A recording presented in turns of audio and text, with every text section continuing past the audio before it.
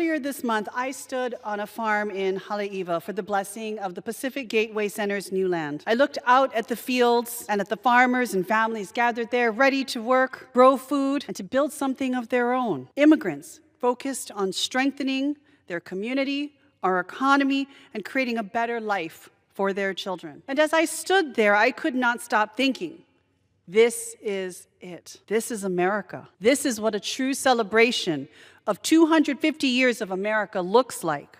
A more honest portrait of our country than any gilded ballroom or cage fight on the White House lawn could ever offer. Hands in the soil, families laying down roots, people arriving with hope, working hard and building a life for their children, their grandchildren. That is my family's story too. I am a Yonsei, a fourth generation of Okinawan descent.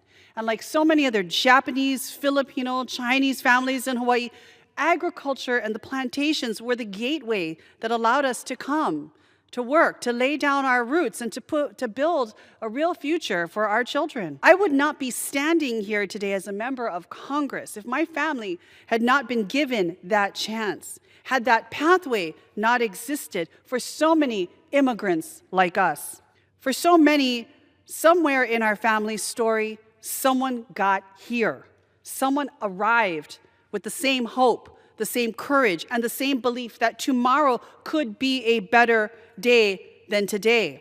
That is where this administration has twisted the story.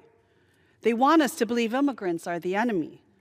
But when you attack immigrant children and women and workers and families, you are attacking the very people who helped create our American identity.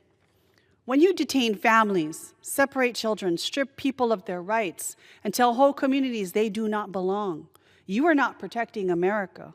You are betraying her promise. That is what America First should mean.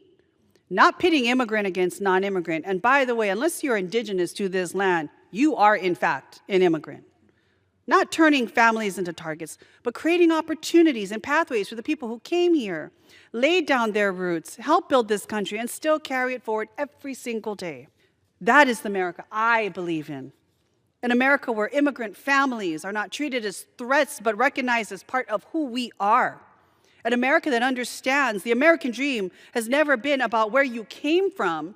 It is about what you're willing to build when you get here. So as we celebrate National Immigrant Heritage Month and prepare to mark 250 years of this country, let us tell the truth. Immigrants are not outside America's story. They are the story. They are not a threat to America's heritage.